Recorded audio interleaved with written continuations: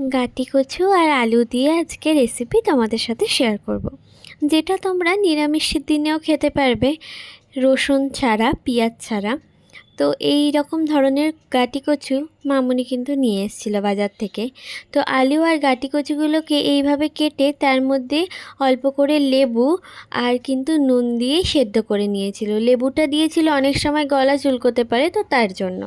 তারপর এখানে মশলাগুলো রেডি করে নিচ্ছিল। গোটা জিরে, কালো জিরে, গোটা ধনে, শুকনো লঙ্কাকে ভালো করে কড়ার মধ্যে ভেজে নিয়ে, আর এখানে আদাও নিয়ে নিয়েছিল অল্প করে। ওগুলো ভেজে নিয়ে কিন্তু মামুনি শিলেতে ভালো করে পিষে নিচ্ছিল।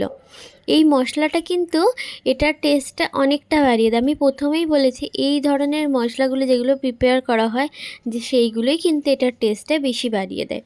তারপরে এখানে মশলা বাটা রেডি, আর ওদিকে আলু আর কচুগুলো সেদ্ধ হয়ে গেছে। তার মধ্যে নুন দিয়ে দিয়েছিল, হলুদ গুঁড়ো, কাশ্মীরি লাল লঙ্কার গুঁড়ো দিয়ে দিয়েছিল, আর সামান্য পরিমাণে চিনি দিয়ে দিয়েছিল, আর হচ্ছে আমচুর পাউডার। এটা যদি তোমরা চাও তো স্কিপ করতে পারো, বাট এটা দিলে এটার টেস্টটা আরও বাড়ে।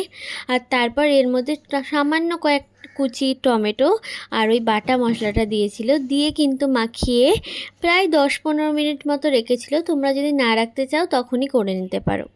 তারপরে কড়াইয়ের মধ্যে তেল দিয়ে শুকনো লঙ্কা ফোড়ন দিয়ে দিয়েছিল, আর হচ্ছে অল্প করে হিং আর কালো সর্ষে ফোড়ন দিয়ে তারপর কিন্তু ওই আগে থাকতে ম্যারিনেট করা আলু আর গাটি কচুকে এর মধ্যে তুলে দিয়েছিল।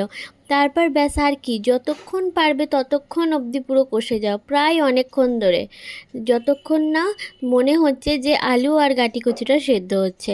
তারপর এবার তোমরা যতটা জলের পরিমাণ রাখতে চাও ততটা জলের পরিমাণ রেখে উপর দিয়ে কাসুরি মেথি দিয়ে নামিয়ে নিলেই কিন্তু এত সুন্দর একটা মশলা গাটি কচুর তরকারি রেডি হয়ে যাবে। নিরামিষের দিনেও করে খেতে পারো।